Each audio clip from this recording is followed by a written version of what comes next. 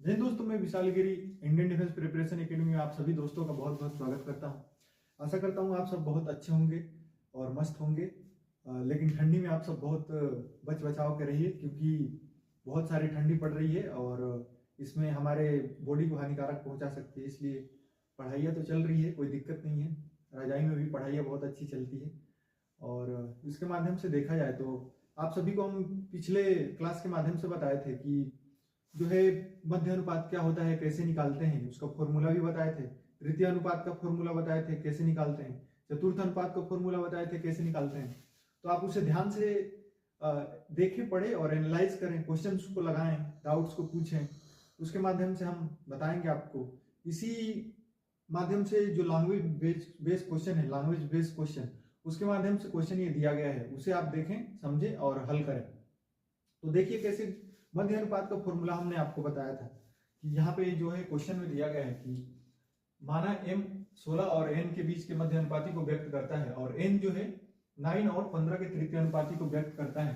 तो 5m और 3n का मान क्या होगा? 5m और 3n का मान हमसे पूछा गया है। तो सबसे पहले हमें m और n का मान निकालना पड़ेगा, फिर जाके ही हमें क्या होगा, 5m और 3n का मान निकलेगा। तो देखिए कैसे निकलता है। मध्य अनुपाती का हमने फॉर्मूला बताया था, क्या बताया था आप देखिए।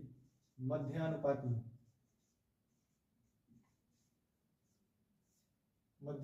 का प्रिय दोस्तों फॉर्मूला हम आप सबको बताए थे।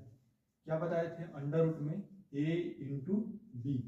तो अंडर रूट में a इंटू बी का मान कितना दिया है? a का मान 16 दिया है और b का मान 9 दिया है।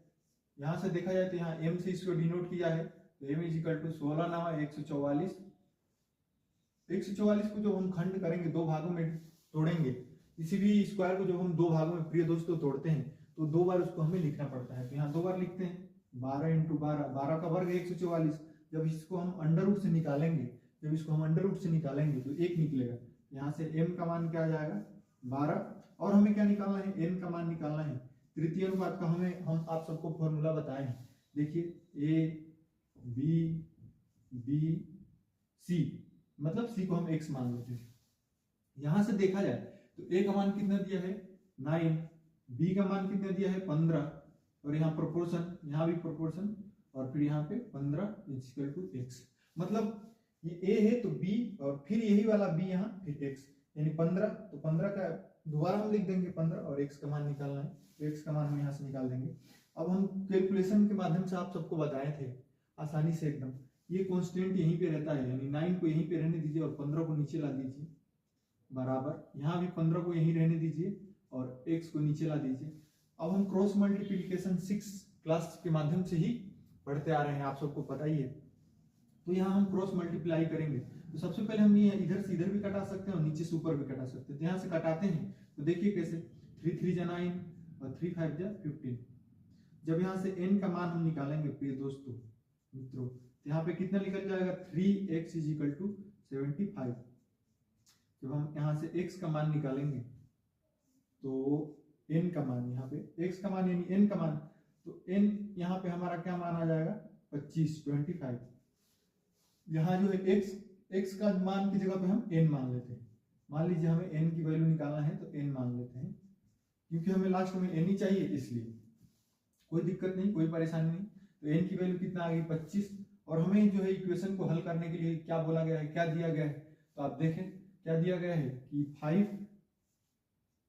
5m प्लस 3n दिया गया है हमारे को हल करने के लिए। यहाँ भी आप हल कर देख सकते हैं, 5m प्लस 3n। तो प्रिय दोस्तों 5 जो है यही रहेगा, m का मान कितना निकला है? 12, तो 12 से मल्टीप्लाई प्लस 3 इंटू n का मान कितना निकला है? 25, तो यहाँ 25 से मल्टीप्लाई कर देंगे, इज इक्वल टू 12 5 जा 60 प्लस 25 इंटू 3 करेंगे तो 75।